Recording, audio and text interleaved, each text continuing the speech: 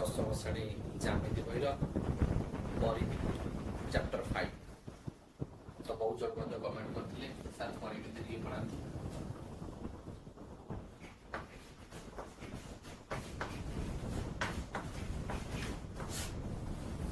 ପରିମିତି ଆମେ ବର୍ତ୍ତମାନ ପଢ଼ିବା। ତ ଏଇ ପରିମିତିରେ ଆମେ ଏଠି କହିଲା ପରିର ଅର୍ଥ କଣ ନା ଚାରିପଟ, ମିତିର ଅର୍ଥ ହେଲା ମାପିବା। ଅର୍ଥାତ୍ ଚାରିପଟକୁ ଯେତେବେଳେ ଆମେ ମାପୁଛେ ବା ଚତୁଃପାର୍ଶ୍ୱକୁ ଯେତେବେଳେ ମାପୁଛେ ଆମେ ତାକୁ ପରିମିତି ବୋଲି କହୁଛେ। ତ କଥା ହେଉଛି ଆମେ ପୂର୍ବରୁ ଦେଖିଥିଲେ ଯେ ଆମେ ପଢିଲେ ବିନ୍ଦୁ, ଯାହାର ଦୈର୍ଘ୍ୟ ପ୍ରସ୍ଥ ଉଚ୍ଚତା କିଛି ନାହିଁ ତାକୁ ଆମେ କହୁଥିଲେ କଣ ବିନ୍ଦୁ। ଯାହାର ଦୈର୍ଘ୍ୟ ପ୍ରସ୍ଥ ଉଚ୍ଚତା କିଛି ନାହିଁ କିମ୍ବା ତାର ଅବସ୍ଥିତି ଅଛି କିନ୍ତୁ ଏହାର ଦୈର୍ଘ୍ୟ ପ୍ରସ୍ଥ ଉଚ୍ଚତା କିଛି ନାହିଁ ତାକୁ ଆମେ କହିଲେ ବିନ୍ଦୁ। ବିନ୍ଦୁ ହଉଛି ଜ୍ୟାମିତିର ମୂଳ ଜିନିଷ। ତ କଥା ଆସିଲା କଣ ନା ଏ ବିନ୍ଦୁକୁ ବିନ୍ଦୁ ଯୋଡିକି ଆମେ କଣ କଲେ ନା ରେଖାଖଣ୍ଡ କଲେ। ତାକୁ ଆମେ କଣ କଲେ ରେଖାଖଣ୍ଡ। ଯାହାର ଆମେ କହିଲେ କଣ ନା ଯାହାର ଆଦ ଅଛି ଆଉ ପ୍ରାନ୍ତ ବିନ୍ଦୁ ବି ଅଛି। କେତେକ ଆମେ କଣ ନା ରେଖାଖଣ୍ଡ ଗୋଟେ ବିନ୍ଦୁରୁ ଆମେ ରେଖାଖଣ୍ଡ ପରେ ଆସିଲେ କଣ ଗୋଟିଏ ବିନ୍ଦୁରୁ ଆରମ୍ଭ ହୋଇ ଯଦି ଅସୀମିତ ଭାବେ ଏକ ଦିଗକୁ ଲମ୍ବିକି ରହିଲା ତାକୁ ଆମେ କହିଲେ ରଶ୍ମି। ରଶ୍ମି ବୋଲି ଯାହାର ଆରମ୍ଭ ବିନ୍ଦୁ ଅଛି ମାତ୍ର ପ୍ରାନ୍ତ ବିନ୍ଦୁ ନାହିଁ। ତାପରେ ଆସିଲା କଣ ଏଟା ହେଲା ସରଳ ରେଖା। ସରଳ ରେଖା ଯାହାର ଆରମ୍ଭ ବିନ୍ଦୁ ନାହିଁ କି ପ୍ରାନ୍ତ ବିନ୍ଦୁ ନାହିଁ, ଏକାଧିକ ବିନ୍ଦୁ ମାନଙ୍କୁ ନେଇ ସମାହାର କିନ୍ତୁ ଏହାର ଆରମ୍ଭ ବିନ୍ଦୁ ନାହିଁ କି ପ୍ରାନ୍ତ ବିନ୍ଦୁ ନାହିଁ, ଏହା ଦୁଇ ଦିଗକୁ ଅସୀମିତ ଭାବରେ ଲମ୍ବିଛି ତାକୁ ଆମେ କହିଲେ ସରଳ ରେଖା। ତାମାନେ ଆଉ ଥରେ ମୁଁ କହି ରଖୁଛି ଯାହାର ଦୈର୍ଘ୍ୟ ପ୍ରସ୍ଥ ଉଚ୍ଚତା କିଛି ନାହିଁ କେବଳ ସ୍ଥିତି ଅଛି ତାକୁ ଆମେ ବିନ୍ଦୁ ବୋଲି କହିଲେ ଏବଂ ସେଇ ବିନ୍ଦୁ ମାନଙ୍କର ସମାହାରକୁ ନେଇକି ଆମେ ରେଖାଖଣ୍ଡ ତିଆରି କଲେ। ଯଦି ଆମେ ଏଇ ରେଖାଖଣ୍ଡ ନାଁ ଦେଉଛେ ପ୍ରଥମ ଦେଉଛେ ଏ ଆଉ ବି, ତାକୁ ଆମେ ଦର୍ଶାଇବା ଏ ବି ରେଖାଖଣ୍ଡ ଯାହାର ଆରମ୍ଭ ବିନ୍ଦୁ ଅଛି ଆଉ ଶେଷ ବିନ୍ଦୁ ମଧ୍ୟ ରହିଛି। ତାପରେ ଏହାକୁ ଆମେ ଯଦି ଦର୍ଶାଇବା ଏଟା ଓ ଆଉ ଏ ରଶ୍ମି, ତାକୁ ଓ ଆଉ ଏ ରଶ୍ମି କେବଳ ରଶ୍ମିର ମୁନ ଡାହାଣ ଆଡକୁ ରହିବ, ବାମ ପଟକୁ ରଶ୍ମିର ମୁନ ରହିବ ନାହିଁ। ତୀର ଚିହ୍ନ ରଶ୍ମିର କେବେ ବାମ ଆଡକୁ ଦେବ ନାହିଁ, ସବୁବେଳେ ଡାହାଣ ଆଡକୁ ରହିବ। ତାପରେ ଆମେ ଏଠି ଦେଖିବା ଏକାଧିକ ବିନ୍ଦୁ ମାନଙ୍କ ସମ୍ମିଶ୍ରଣରେ ତିଆରି ହେଲା ସରଳ ରେଖା ଯାହାକି ଦୁଇ ଦିଗକୁ ବିସ୍ତୃତ ରହିଛି। ତାକୁ ଆମେ କହିଲେ ରେଖାଖଣ୍ଡ। ଯାହାର ଆରମ୍ଭ ନାହିଁ କି ଶେଷ ନାହିଁ ତାକୁ ଆମେ କହିଲେ ରେଖାଖଣ୍ଡ। ତ ଏଇ ଆମେ ବର୍ତ୍ତମାନ ଏଇ ଯୋଉ ଚାପ୍ଟର ପଢିବା, ତ ଏଇ ଚାପ୍ଟରରେ ଆମେ ପଢିବା ବୃତ୍ତ। ବୃତ୍ତ ବୃତ୍ତ କହିଲେ କଣ ନା ଏକ ନିର୍ଦ୍ଦିଷ୍ଟ ବିନ୍ଦୁ, ଦେଖ ସେ ବିନ୍ଦୁରୁ ହିଁ ଆରମ୍ଭ ହବ। ଏକ ନିର୍ଦ୍ଦିଷ୍ଟ ବିନ୍ଦୁ ଠାରୁ ସମ ଦୂରବର୍ତ୍ତୀ ବିନ୍ଦୁ ମାନଙ୍କର ସମାହାରକୁ ଆମେ ବୃତ୍ତ କହିଲେ। ଏକ ନିର୍ଦ୍ଦିଷ୍ଟ ବିନ୍ଦୁ ଠାରୁ ସମ ଦୂରବର୍ତ୍ତୀ ବିନ୍ଦୁ ମାନଙ୍କର ସମାହାରକୁ ଆମେ ବୃତ୍ତ କହିଲେ। ଏଟା ହେଲା ଏକ ବୃତ୍ତ। ବୃତ୍ତ ଏକ 2D ଛବି ବୋଲି ଆମେ କହିବା ବୃତ୍ତ। କାହିଁ 3D ହେଇଗଲେ ସେଟା ଗୋଲକ ହେଇଯିବ। ତ ବୃତ୍ତର କଥା ଏଠି କହିବା ଏଇ ଯୋଉ ମଝିରେ ଯୋଉ ବିନ୍ଦୁ ରହିଲା ଆକୁ ଆମେ କହିବା କଣ ନା କେନ୍ଦ୍ର ବିନ୍ଦୁ। ଏ ଚାରିପଟକୁ ଆମେ କଣ କହିଲେ ଏଟାକୁ ନା ପରିଧି। କେନ୍ଦ୍ର ବିନ୍ଦୁରୁ ଯେ କୌଣସି ପରିଧିର ଗୋଟିଏ ବିନ୍ଦୁକୁ ସ୍ପର୍ଶ କଲେ ତାକୁ ଆମେ କହିଲେ ବ୍ୟାସାର୍ଦ୍ଧ। ତାମାନେ ବ୍ୟାସର ଅର୍ଧ ମାନେ ଅଧା, ବ୍ୟାସର ବ୍ୟାସାର୍ଦ୍ଧ। କେନ୍ଦ୍ର ବିନ୍ଦୁ ଓ ଦେଇଛେ ହେଲା ପି, ହେଲା ଓପି ବ୍ୟାସାର୍ଦ୍ଧ। ଆଉ ଏ କେନ୍ଦ୍ର ବିନ୍ଦୁ ଦେଇକିରି ପରିଧିର ଯୋଉ ଦୁଇ ମୁଣ୍ଡକୁ ଆମେ ସ୍ପର୍ଶ କରିବା ତାକୁ ଆମେ କହିବା ବ୍ୟାସ। ବୁଝିପାରିଲେ? ତ ବ୍ୟାସ ହେଉଛି ପୃଥିବୀର ଯୋଉ ବୃତ୍ତର ସବୁଠାରୁ ବଡ ଜ୍ୟା। ତ ଏଇ ଯଦି ଆମେ କହିବା ଏଇଟା ଗୋଟେ ବୃତ୍ତ, ଏଇଟା ତାର କେନ୍ଦ୍ର ବିନ୍ଦୁ, ଯଦି ଆମେ ଏଠି ଗାର କାଟିଲେ ଏ ସବୁ ହଉଛି ବୃତ୍ତର ଜ୍ୟା। ବୃତ୍ତ ମଧ୍ୟରେ ଅସଂଖ୍ୟ ଜ୍ୟା ରହିପାରିବ। ସେ ଜ୍ୟା ମାନଙ୍କ ଭିତରୁ ଯୋଉ ଜ୍ୟା ଦେଖିବେ ଏଇ କେନ୍ଦ୍ର ବିନ୍ଦୁ ଦେଇକି ଯାଇପାରିବ ତାକୁ ଆମେ କଣ କହିବା ବ୍ୟାସ ବୋଲି କହିବା। ତ ସବୁଠାରୁ ବଡ ଜ୍ୟା ହେଲା କିଏ ନା ବ୍ୟାସ।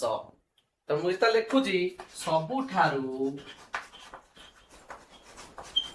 ବଡ ଜ୍ୟା କିଏ ନା ବଡ ଜ୍ୟା ଯଦି ହଉଛି ସେ ହଉଛି ବ୍ୟାସ।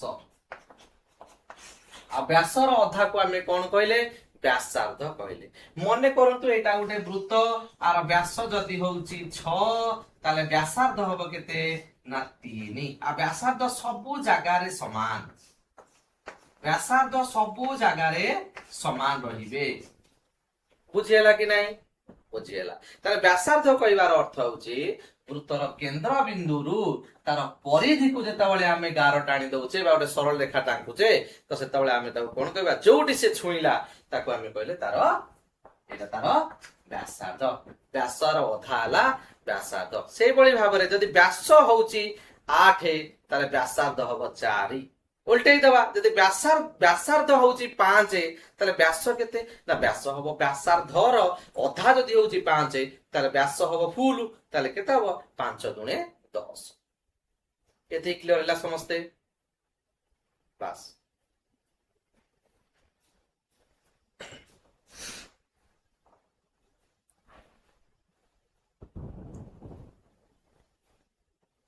ତାପରେ ଆମେ ଦେଖିବା କଣ, ଯଦି ୟାପରେ ଆମେ ଦେଖିବା ଯେ ବୃତ୍ତ ଆମେ ଦେଖିବା କଣ ନା ଏଇଟା ଯଦି ଗୋଟେ ବୃତ୍ତ ହୁଏ, ଏ ତାକୁ ଗୋଟେ କଣ ଏଇଟା ଗୋଟେ ଜ୍ୟା କେନ୍ଦ୍ରବିନ୍ଦୁ ଦେଇକି ଯାଇନି ଗୋଟେ ଜ୍ୟା, ସେ ବୃତ୍ତକୁ କଣ କଲା 2 ଖଣ୍ଡ କଲା, ଗୋଟିଏ ବଡ ଖଣ୍ଡ ଗୋଟିଏ ଛୋଟ ଖଣ୍ଡ। ତାହେଲେ ବଡ ଖଣ୍ଡକୁ ଆମେ କହିଲେ କଣ ନା ମେଜର ସେକ୍ଟର। ବଡ ଖଣ୍ଡକୁ ଆମେ କଣ କହିଲେ ନା ଏଠି ଆମେ ବୃହତ, ଆମେ ତାକୁ କଣ କହିବା ନା ବୃହତ ଖଣ୍ଡ ବୋଲି କହିବା। ଏବଂ ଛୋଟ ଖଣ୍ଡକୁ ଆମେ କଣ କହିବା ନା କ୍ଷୁଦ୍ର ଖଣ୍ଡ ବୋଲି କହିବା। ଏଇଟା ବୃହତ ଖଣ୍ଡ, ଏଇଟା କ୍ଷୁଦ୍ର। ତେଣୁ ଏଇ ଯୋଉ ଚାପଟା ସୃଷ୍ଟି ହେଲା ତେଣୁ ଏଇଟା ବୃହତ ଚାପ ହବ ନା ନାଇଁ? ବଡ ଖଣ୍ଡର ଯୋଉ ଚାପଟା ସୃଷ୍ଟି ହେଲା ସେ ହେଲା ବଡ ବୃହତ ଚାପ, ଆଉ ଏ ଛୋଟ ଖଣ୍ଡର ଯୋଉ ଚାପଟା ସୃଷ୍ଟି ହେଲା ତାକୁ ଆମେ କହିଲେ କ୍ଷୁଦ୍ର ଚାପ। କ୍ଷୁଦ୍ର ଖଣ୍ଡ ଯୋଉ ଚାପର ଅନ୍ତର୍ଗତ ରହିଲା ସେ ହେଲା କ୍ଷୁଦ୍ର ଚାପ। ବୃହତ ଖଣ୍ଡ ଯୋଉ ବୃହତ ଚାପର ଭିତରେ ରହିଲା, ମନେ କରନ୍ତୁ ଏଇ ତ୍ରିଭୁଜ ଆମେ ଆକୁ କାଟିଲେ, ଏଇଟା ବଡ ଖଣ୍ଡ ହେଲା, ଏଇଟା ସାନ ଖଣ୍ଡ ହେଲା। ତେଣୁ ବଡ ଖଣ୍ଡଟା ଯୋଉ ଚାପ ଭିତରେ ରହିଛି ଏଇଟା ତାକୁ ଆମେ କହିବା ବୃହତ ଚାପ। ସେ ଛୋଟ ଖଣ୍ଡଟା ଯୋଉ ଚାପ ଭିତରେ ରହିଛି ତାକୁ ଆମେ କହିବା କଣ କ୍ଷୁଦ୍ର ଚାପ। ବୁଝିହେଲା ତ? ତାହେଲେ ବୃହତ ଚାପ କାହାକୁ କହିବା ଆଉ କ୍ଷୁଦ୍ର ଚାପ କାହାକୁ କହିବା?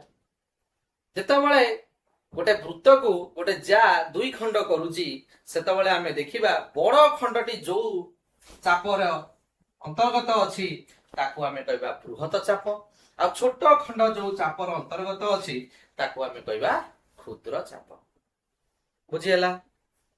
ତ ଏଇଭଳି ବର୍ତ୍ତମାନ ଆସିବା କଣ ବୃତ୍ତର ପରିଧି ପାଇଁ ବର୍ତ୍ତମାନ ଆମେ ଦେଖିବା ସୂତ୍ର। ବୃତ୍ତର ପରିଧି ପାଇଁ ବର୍ତ୍ତମାନ ଆମେ ଦେଖିବା ସୂତ୍ର। ଏତିକି ବୁଝିଲା ତ ସମସ୍ତଙ୍କର? ଆଶା କରୁଛି ଏତିକି ସମସ୍ତେ ବୁଝିପାରିଥିବ। ଏଇଟା ଥିଲା ଆମେ ପଢିବାର ଏଇଟା ବେସିକ ପାଠ।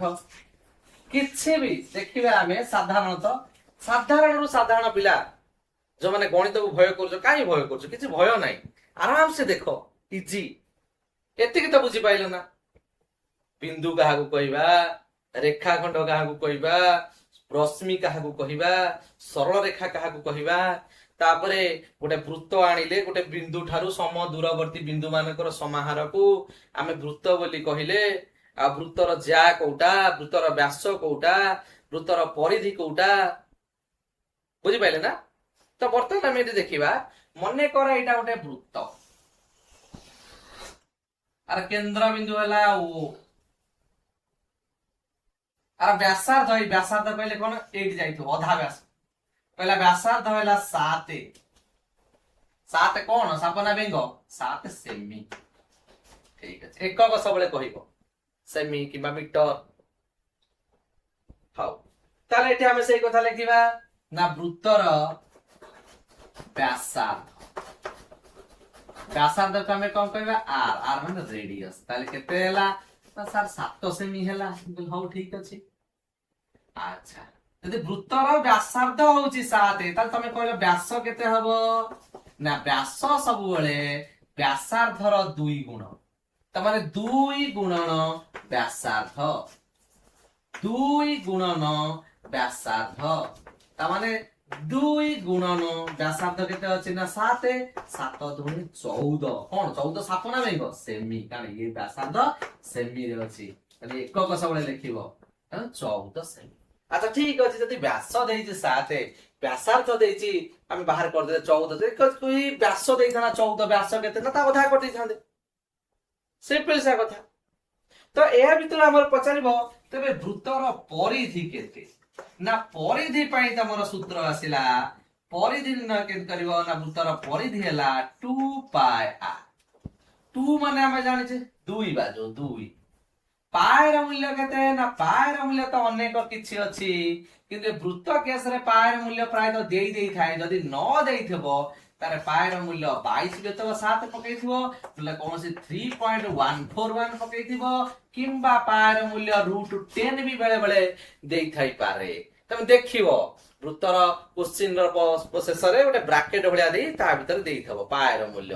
ଆଚ୍ଛା ଯଦି ପାଏର ମୂଲ୍ୟ କିଛି ଦେଇ ନାହିଁ ତମେ ଦେଖିବ ପାଏର ମୂଲ୍ୟ 22 ତ 7 ପକେଇ ପାରିବ କିମ୍ବା ଦେଖିବ ଦେଖ ଆଉ ଏହାକୁ ଦେଖିକି ମଧ୍ୟ ତମେ ବେଳେ ବେଳେ ଲକ୍ଷ୍ୟ କରିବ କଣ 7 ଅଛି 22 ତ 7 ରେ 7 7 କଟି ଯାଇ ପାରିବ ତେଣୁ 7 ନେଲେ ବି ଚଳିବ କିନ୍ତୁ ବ୍ରାକେଟ କୁ ଅନେଇବ ଯଦି ପର୍ଟିକୁଲାର ଦେଇଛି ତ ଆମେ ଦେଖିବା ଏଠି କେତେ ହବ ନା 2 ପାଏର ମୂଲ୍ୟ ରହିଲା କେତେ ନା ଆମେ କହିଛେ 22 ତକ 7 r କେତେ କହିଛି ନା r କହିଛି r ହେଲା କେତେ ନା ବ୍ୟାସାର୍ଦ୍ଧ କେତେ କହିଛି ରେ ବାବୁ r ହେଲା 7 ସେମି ଦେଖ ଏଠି ହରରେ 7 ଅଛି ଏଠି 7 ଅଛି କଟିଗଲା ନା ନାହିଁ ତ 22 ଦୁणे କେତେ ରେ ନା 44 ସେମି ତାମାନେ ଗୋଟିଏ ବୃତ୍ତର ଯଦି ବ୍ୟାସାର୍ଦ୍ଧ ଦେଇଛି କିମ୍ବା ବ୍ୟାସ ଦେଇଛି ଆମେ ତାହେଲେ ତାର ପରିଧି ନିର୍ଣ୍ଣୟ କରିବା ତେଣୁ ସାର୍ ବ୍ୟାସ ଦେଇଛି ଆମେ କଣ ଡାଇରେକ୍ଟ କଣ ବ୍ୟାସରୁ ପାଇପାରିବାନି ଏଟା ବ୍ୟାସାର୍ଦ୍ଧ ସୂତ୍ର ନା ହଁ ପାଇପାରିବାନି କାହିଁକି ଆରେ ମୁଁ ବା ତମକୁ କହିଥିଲି ବ୍ୟାସ ସମାନେ 2r r ମାନେ ବ୍ୟାସାର୍ଦ୍ଧର 2 ଗୁଣୁତି ଏଠି ଦେଖୁନ 2 ଆଉ r ଏଠି ଆଗ ପଛ ଗୁଣା ହେଇକି ନାହିଁ କି ତେଣୁ ସାର୍ ବ୍ୟାସ ଯଦି ଦେଇଛି ଆଚ୍ଛା ଠିକ ଅଛି ବ୍ୟାସ ଯଦି ଦେଇଛି କେତେ 14 ସେମି ତାହେଲେ ଆମେ ଏଠି ପରିଧି ଡାଇରେକ୍ଟ ବି ପାଇପାରିବା କଣ ତା ସୂତ୍ର ଦେ ବାବୁ ନା ପାଇ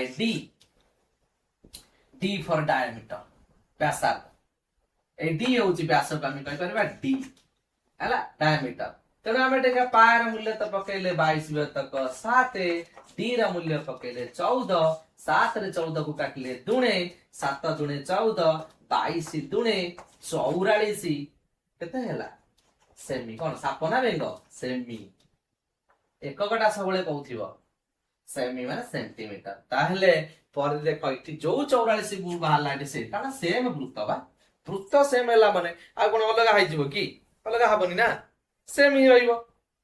ଆଚ୍ଛା ଠିକ ଅଛି ତାହେଲେ ଆମେ ଏଠି ଜାଣିଲେ ବ୍ୟାସ ଦେଇଥିଲେ ବି ଆମେ କେମିତି ପରିଧି ନିର୍ଣ୍ଣୟ କରିବା ଆଉ ବ୍ୟାସାର୍ଦ୍ଧ ଦେଇଥିଲେ ବି ଆମେ କେମିତି ପରିଧି ନିର୍ଣ୍ଣୟ କରିବା ପରିଧି ପାଇଁ ବ୍ୟାସ ଯଦି ଦେଇଥାଏ ତାହେଲେ ପାଇ d ଯଦି ବ୍ୟାସାର୍ଦ୍ଧ ଦେଇଥାଏ ତାହେଲେ 2 ପାଇ r ଆମେ ପକେଇ କଣ କରିପାରିବା ନା ପରିଧି ନିର୍ଣ୍ଣୟ କରିପାରିବା ବା ବୃତ୍ତର ଚାରିପଟରେ এই ବୃତ୍ତର ଚାରିପଟର ଲମ୍ବ କେତେ ତାକୁ ଆମେ ପରିଧି କହୁଥିଲେ ସେ ପରିଧିକି ମାପିବା ପାଇଁ ଦୁଇଟା ସୂତ୍ର ରହିଲା ଗୋଟାଏ 2 ପାଇ r ରହିଲା ଯଦି ଆମର କଣ ଦେଇଛି ବ୍ୟାସାର୍ଦ୍ଧ ଦେଇଛି ଆଉ ବ୍ୟାସ ଦେଲେ ପାଇ d ରହିଛି ଯୋଉ ପ୍ରକାର କଲେ ବି ତମେ କରିପାରିବ କିଛି ଅସୁବିଧା ନାହିଁ କାରଣ ବ୍ୟାସ ଆଉ ବ୍ୟାସାର୍ଦ୍ଧ କାରଣ ବ୍ୟାସର ଅଧା ହଉଛି ବ୍ୟାସାର୍ଦ୍ଧ ତେଣୁ ବ୍ୟାସାର୍ଦ୍ଧକୁ 2 ଗୁଣି ଦେଲେ ବା ଦ୍ୱିଗୁଣ କରିଦେଲେ ଡବଲ କରିଦେଲେ ତାହେଲେ ସେଟା କଣ ହବ ବ୍ୟାସ ମିଳିଯିବ ନା ନାଇଁ ମିଳିଯିବ ନା ଠିକ ଅଛି ତାପରେ ଆମେ ଏଠି ଦେଖିବା କଣ ନା ଆମେ ଏଠି ଗଲେ ତାହେଲେ ଆମେ ଏଠି ବାହାର କଲେ ତାହେଲେ ଏଇ ଯୋଉ ତମେ ପଚାରିବ ଏ ପାଇଟା କଣ ସାର୍ ଆମେ ପାଇ ଆଲଜେବ୍ରାରେ ପଢିଲେ ପାଇ ହଉଛି ଏକ ଅପରିମେୟ ସଂଖ୍ୟା ପାଇ ଏକ କଣ ନା ପାଇ ହଉଛି ଅପରିମେୟ ସଂଖ୍ୟା ପାଇ ହଉଛି ଏକ ଅପରିମେୟ ସଂଖ୍ୟା ଯାହାକୁ କି ଆମେ p by q ବା ଲବ ଆଉ ହର ଆକାରରେ ପ୍ରକାଶ କରିପାରିବା ନାହିଁ ଆମେ ଏଠି ଯୋଉ ବାବୁ ନେଇ ପାଏର ସାର୍ ପାଏର ମୂଲ୍ୟ 22 ତ 7 କହିଲ ଲବ 22 ଅଛି ହର 7 ଅଛି ଆରେ ଏଇ ବାବୁ ଇଏ ହଉଛି ତାର ଆସନ୍ନ ମାନ आसन्न मान होउची तार कोन ना पाएर 22/7 √10 3.141 ये सब होउची पाएर आसन्न मान बुझियोस त माने पाखा पाखी मान तार एक्युरेट मान एटा नुहे बुझी पाइले ठीक अछि जदि मु तुमको आउ जे तुमको कहबी जे पाएर आसन्न मान जो कथा कहू जे आज को 2500 वर्ष हेलानी से खोजा चली पाएर आसन्न मान केते बुझे आ पाएर जुक्ति जुक्त आसन्न मान निर्णय करने एते वर्ष 2500 वर्ष हेलानी खोजा चली आ तुम नवम श्रेणी बही रे देखिबो से पाएर मानर गोटे चार्ट देछि पुस्तक रे बही रे दिया जाइछि बुझे आ से गुडी को म देख आ से तुम एते मन रखता पाएर आसन्न मान होछि 22/7 किबा 3.141 किबा √10 आउरी अनेक भी अछि किंतु तुम पई ई तीन काफी आउ बेले बेले नल देखिबो प्रश्न रे कोन हेतिबो ना डाहाण साइड रे कोन हेतिबो ना गोटे ब्रैकेट देइ के देइतिबो से पाएर मान ल केते हला तो एई आमे जो आमे वर्तमान देखिबा जे वृत्तर चापर दैर्घ्य केते अच्छा आमे जो वृत्त पढिले ए जो आमे वृत्त पढिले तब सारे वृत्तर ए कथा सब किए कइला किए आपन के कथा कइला वृत्त कइला सब आम मुंडटा टिन करूछन ना एक कथा स्विस गणितज्ञ किए कहछनी स्विस गणितज्ञ जोहान लाम्बर्ट एटले कि दउची जोहान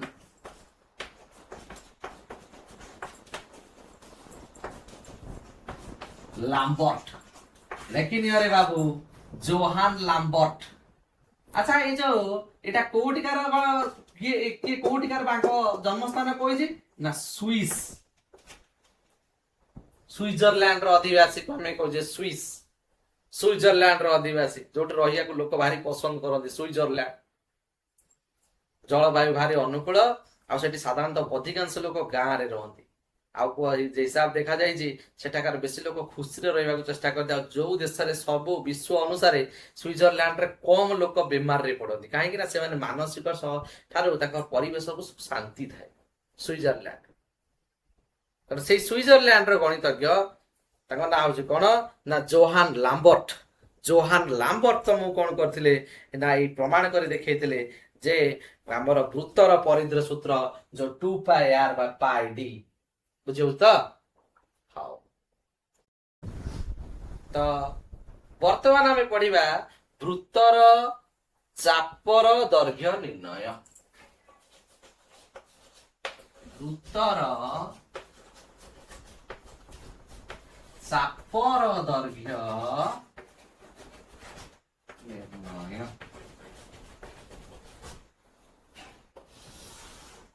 मने करे गोटे वृत्त एटा तार केंद्र बिंदु ओ ए केंद्र बिंदु रे हमें दुईटी व्यासार्ध एठी गोटे व्यासार्ध पकेले ओपी एठी गोटे पकेले ओक्यू देखला त ओपी आ ओक्यू तब सर ये गोटे कोण सूची गला ए जो कोणटा ना कोन जेवा मने करे कोण ना थीटा व्हाटएवर हो भाई 1 2 5 30 40 50 जहां भी पर थीटा तले जो थीटा जदी हैला तले हमें एटी कहबा कोन थीटा हैला तले ए जोटा हैला हमें को कोण कहबा एटा को हमें कहबा एल एल रो अर्थ हैला ए जो चापर दैर्घ्य एल रो अर्थ हैला कोन चापर दैर्घ्य